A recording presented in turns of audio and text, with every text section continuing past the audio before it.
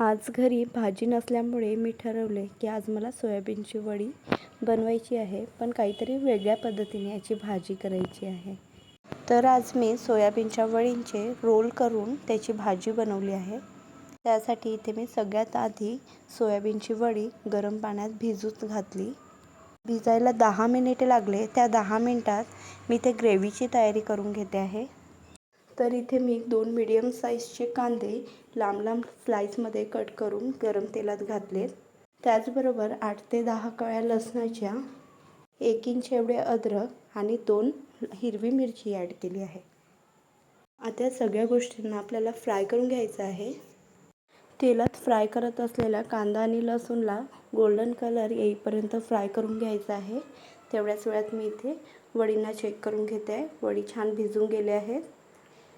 आता इथे सगळ्या वड्यांना प्रेस करून दाबून याचं पाणी काढून घ्यायचं आहे आणि हे मी एका प्लेटमध्ये काढून ठेवते आहे. पाणी थोडं गरम असल्यामुळे मी ते स्ट्रेनरचा वापर करते आहे. जर तुमच्याकडे अजून काही वेळ असेल भाजी बनवायला तर तुम्ही ह्याला थंड्या पाण्यात 10 ते 20 मिनिटासाठी सोडू शकता भिजायला.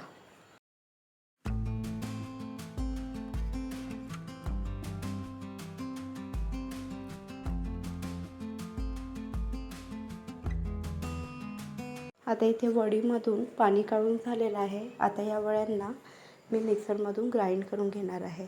तर सगळ्या वड्या इथे मिक्सर जारमध्ये मी शिफ्ट करते आहे.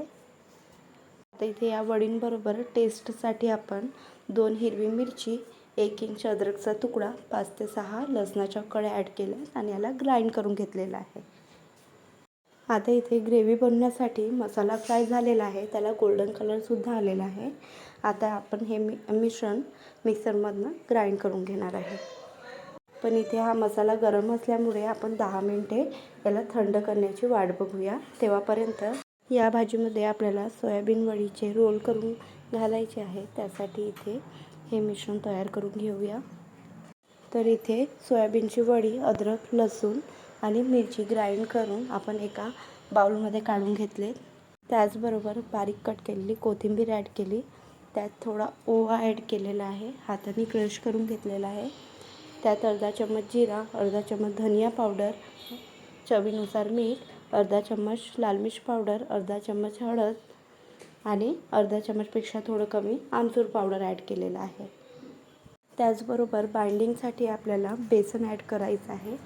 बेसन इथे मी 1 कप घेतलेलं आहे. यातनं आपल्याला थोडा थोडा करून ॲड करायचं आहे. तर या मिश्रणाचं बाइंडिंग व्यवस्थित होईल एवढं आपल्याला यात बेसन ॲड करायचं आहे.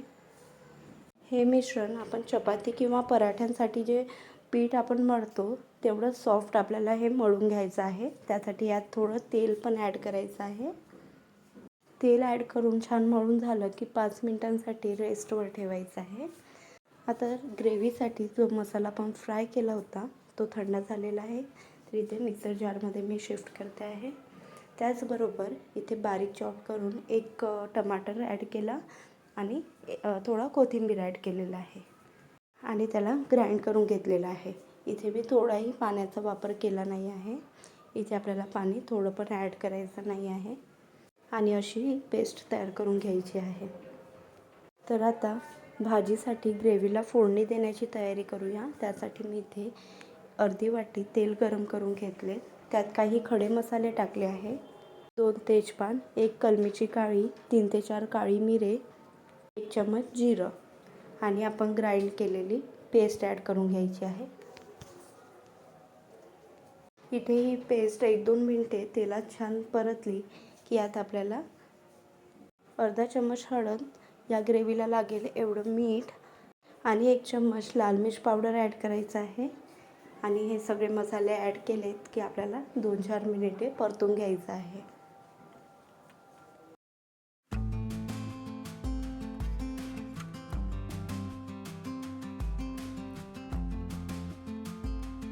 आता आपण रोल बनवण्यासाठी मिश्रण तयार केलं होतं त्याचे आपल्याला रोल बनवून घ्यायचे आहे. त्यासाठी सगळ्यात आधी हाताला तेल लावून घ्यायचं आहे, दोन्ही हाताला, आणि या मिश्रणाचा एक गोळा तयार करून याला हातावरच आपल्या बोटांनी पसरवून घ्यायचं आहे. हातावर पसरवल्यानंतर याचे रोल बनवून घ्यायचं आहे. पण इथे मसाला जळेल म्हणून मी इथे थोडं पाणी ॲड केलेलं आहे. अर्धा ग्लास एवढं पाणी ॲड केलं आहे. आता ही ग्रेव्ही आपल्याला 10 मिनटे गॅसवर लो फ्लेमवर ठेवायची आहे. तेव्हापर्यंत आपण सगळे रोल तयार करून घेऊया. बघा मी व्हिडिओ दाखवते आहे त्या पद्धतीने आपल्याला इथे रोल करून घ्यायचे आहे. तुम्ही हाताला तेल लावून कराल तर हे मिश्रण तुमच्या हाताला चिपकणार नाही, म्हणून इथे प्रत्येक रोलच्या वेळेस आपल्याला थोडं थोडं तेल असं हातावर लावून घ्यायचं आहे आणि रोल केल्यानंतर याला हाताने थोडंसं फिरवून घ्यायचं आहे.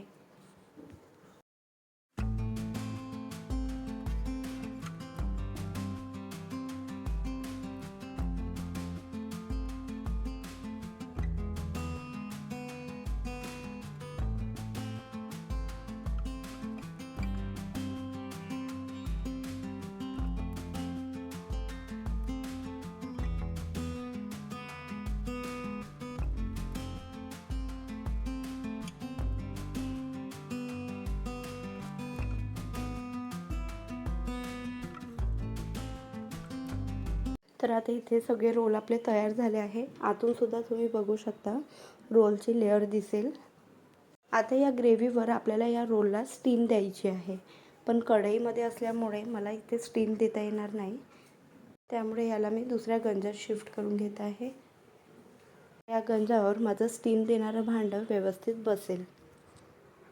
तर इथे रोलला स्टीम देण्यासाठी या चाळणीत मी सगळे रोल ठेवणार आहे आणि ही चाळणी आपल्याला ग्रेव्हीच्या वर ठेवायची आहे, जेणेकरून या सगळ्या रोलला व्यवस्थित स्टीम मिळेल. आणि या चाळणीच्या वरून आपल्याला एक प्लेट झाकून घ्यायची आहे. जवळपास 10 मिनिटे आपल्याला स्टीम द्यायची आहे. तर 10 मिनिटे झाली आहेत. तर इथे बघा स्टीम देऊन झालेलं आहे. इथे मी तुम्हाला दाखवते की स्टीम दिल्यानंतर आपले रोल कसे होणार आहेत. तर इथे रोल थोडे कडक म्हणजे असे रटसारखे झाले आहेत. तर या रोलला आपण तयार झालेल्या ग्रेव्हीमध्ये ॲड करून घेऊया आणि 5 ते 10 मिनिट याला ग्रेव्हीमध्ये शिजवून घेऊ. रोल ग्रेव्हीमध्ये शिजलेत की खूप सॉफ्ट होणार आहेत. तर चला आता आपण याला ग्रेव्हीमध्ये ॲड करून घेऊया.